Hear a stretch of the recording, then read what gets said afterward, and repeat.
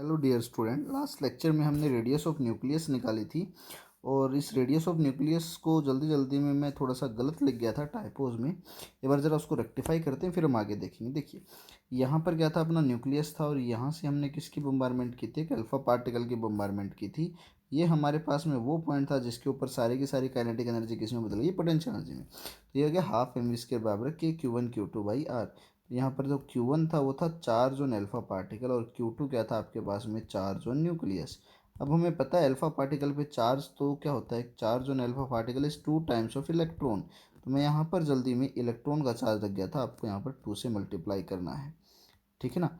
2 से मल्टीप्लाई करती है, आपका जो आंसर है वो बिल्कुल करेक्ट हो जाएगा। एक और चीज़ ध्यान रखनी है, ये जो मास है आपका, ये है mass of alpha particle. Nucleus का मास नहीं है, अल्फा पार्टिकल का मास है। चलिए जरा अब हम नेक्स्ट देखते हैं। नेक्स्ट है डिस्टेंस ऑफ क्लोजेस्ट अप्रोच। नाम ही बता रहे क्लोजेस्ट, इनकी नज़दीक।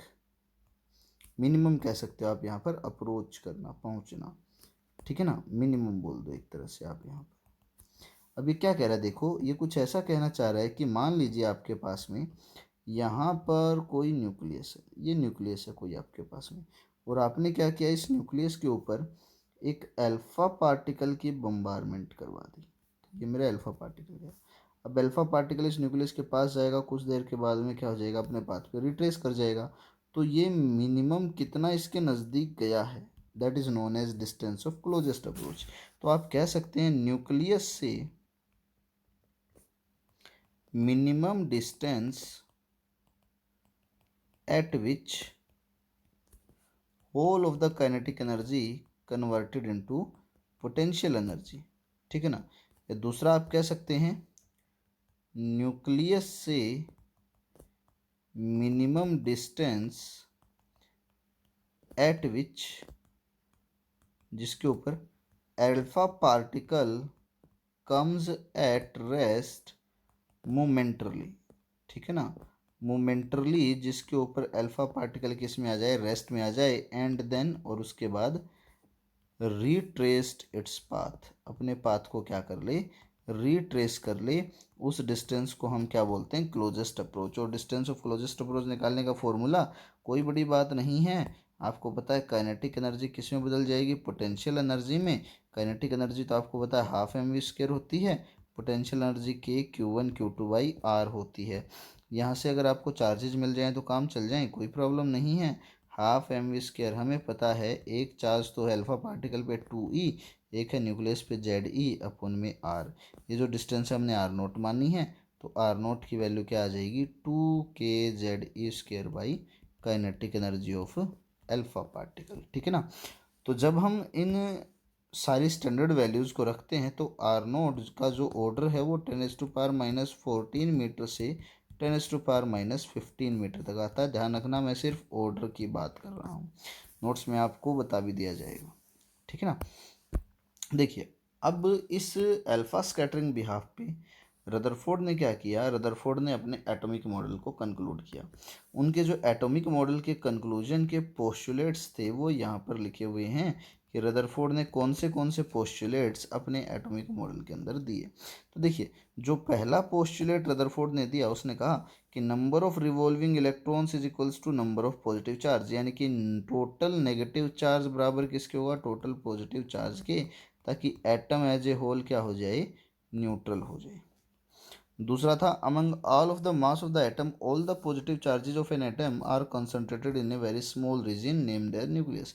ये आपको बताया भी था कि मान लीजिए ये है आपके पास में टोटल चार्ज पॉजिटिव, यहाँ पर आपके पास में आया और ये अपने पास से क्या कर गया? रिट्रेस कर गया। इसका मतलब सारा का सारा पॉजिटिव चार्ज यहाँ पर है। तो जिस स्मॉल से एरिया के अंदर सारा पॉजिटिव चार्ज कंसंट्रेटेड होता है, रदरफोर्ड ने उसका क्या नाम दे दिया? न्यूक्लियस दे दिया। साथ में उन्होंने कहा कि जो न्यूक्लियस का साइज है वो एक्सट्रीमली स्मॉल है as compare to size of atom. Size of atom approximately 10⁻⁻10 order का है, जबकि जो न्यूक्लियस है आपके पास में, न्यूक्लियस का साइज कितना है? 10⁻⁻15 के ऑर्डर तक का है। ठीक है ना? उसके बाद अगला था, तो नेगेटिव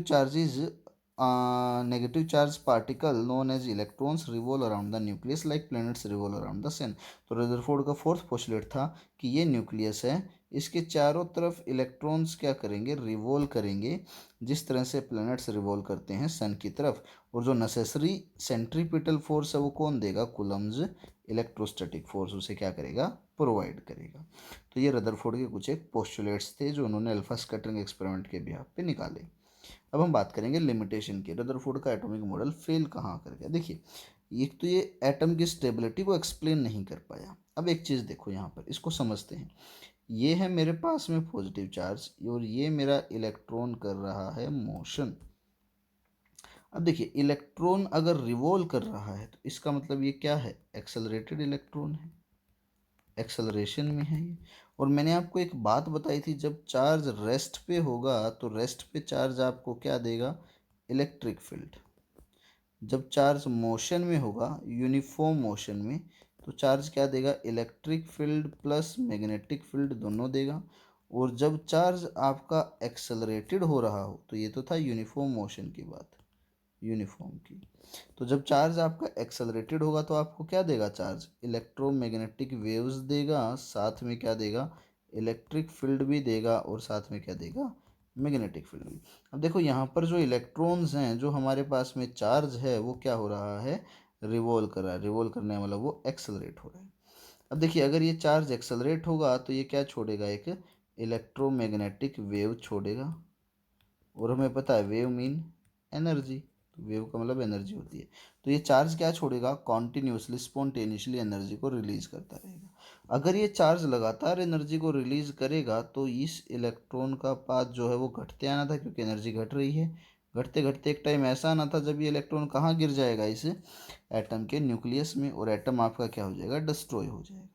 जबकि रियलिटी में ऐसा कुछ नहीं होता। तो रदरफोर्ड कभी भी ये नहीं एक्सप्लेन कर पाया कि एटम की स्टेबिलिटी का कारण क्या है। उसके मॉडल के अकॉर्डिंग तो एटम को स्टेबल होना ही नहीं चाहिए, ठीक है ना। देखिए, दूसरा कंक्लूजन जो वो फेल हो गया बताने में, वो क्या था, ये एनर्जी स्पेक्ट्रम को नहीं बता पाएगा। देखिए, एनर्जी स्पेक्ट्रम आगे हम डिटेल में पढ़ेंगे। वैसे मैं आपको बता दूं, एनर्जी स्पेक्ट्रम का मतलब यहाँ पर क्या है कि जब ये इलेक्ट्रॉन रिवॉल्व करेगा तो ये लगातार एनर्जी की वेव को क्या करेगा, एमिट आउट करेगा। That is the energy spectrum of this atom. अब बात क्या है कि इलेक्ट्रॉन तो कॉन्टिन्यूसली मतलब घूम रहा है, तो जो आपका एनर्जी स्पेक्ट्रम है that should be continuous in nature. तो ये नेचर में क्या होना चाहिए था, कॉन्टिन्यूअस होना चाहिए था। पर रियलिटी में हमने क्या देखा, लेकिन रियलिटी में हमने देखा कि जो मेरा एनर्जी स्पेक्ट्रम है वो कॉन्टिन्यूअस नहीं है, डिस्क्रीट है, यानी कि कभी आती है एनर्जी, कभी नहीं आती है एनर्जी।